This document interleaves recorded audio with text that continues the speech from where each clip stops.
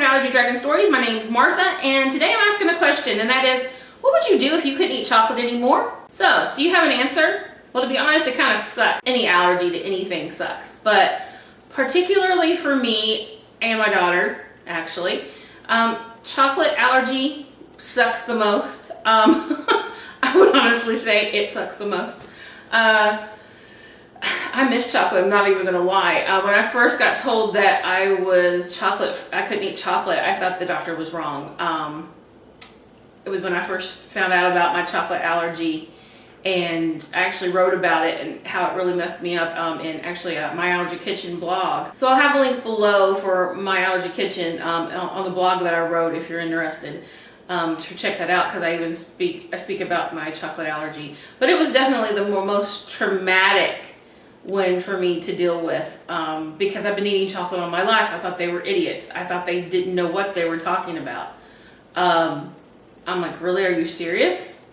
I was in denial. So it's been about a year since I had my last allergic reaction to chocolate, and I actually had it at work. I had a sinus infection, and I couldn't really taste anything. I was still drinking coffee at the time, so I went and got me a cup of coffee.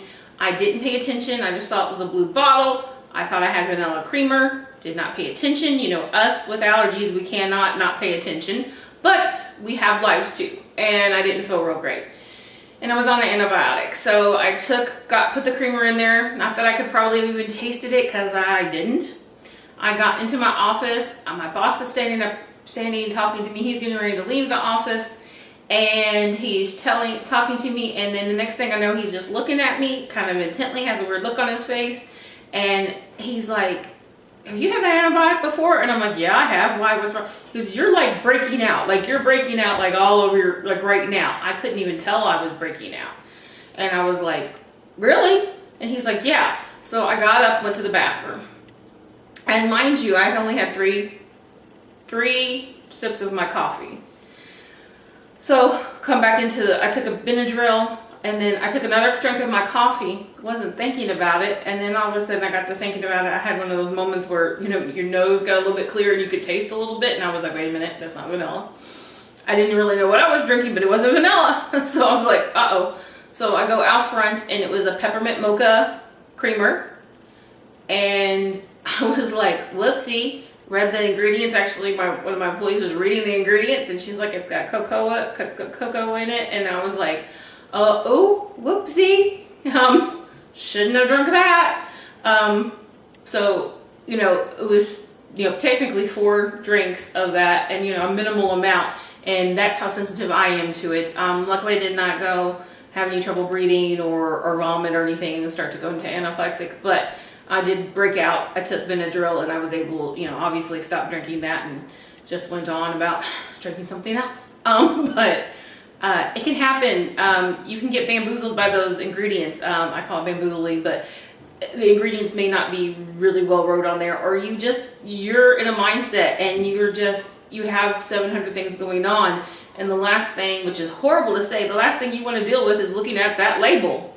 It's so easy to get caught up in the moment of everyday life, you know, be sick or whatever, and forget to read something and not pay attention. So I want to know, has this happened to anybody else? Let me know down in the comments below if yes, and if you know you're always on top of it, then I want to hear a no. And I want to know your secret too, okay?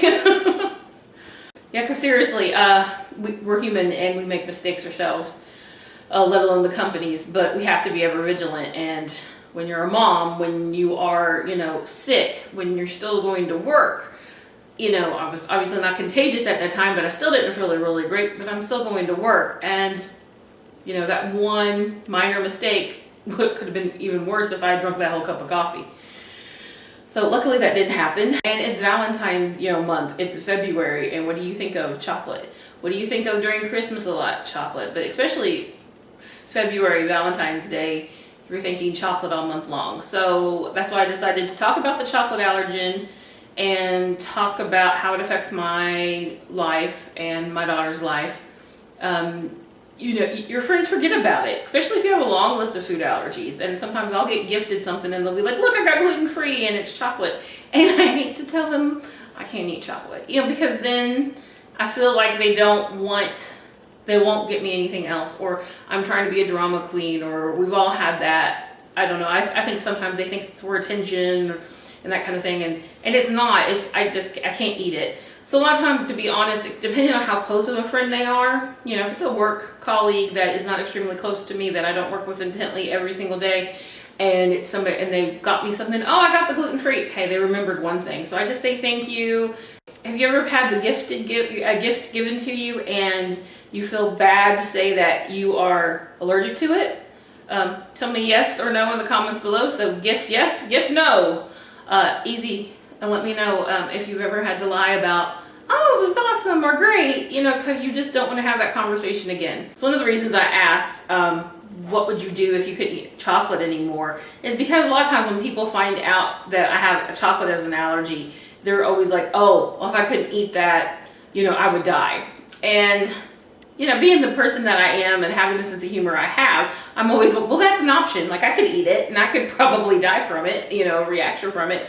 And they'll either laugh or they'll be like, oh, that's messed up. Or they realize it, they'll laugh and then they realize it. And sometimes you have to, you know, go with humor. I'm a big believer. Sometimes that makes more of an impression than being upset by it or feeling how insensitive they are by saying that. It's a way to make them feel, oh, that was probably not the smartest thing I should have done. Like I said, there's a link down below. It'll be about my allergy kitchen. She even wrote a book recently. So if you have young kids for food allergies, she's got great tools for that.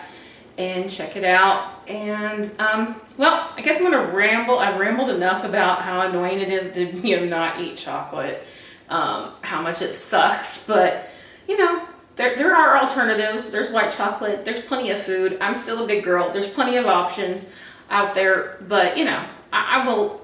You know, I'll admit I do crave chocolate. I want it and can't eat it. So it sucks. Yeah, I think I've established that it sucks. That, you know. So I hope this story helps you tame your allergy dragon.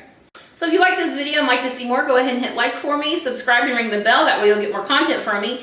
And you can follow me on social media if you'd like. Links are down in the description, and I will see ya. Bye.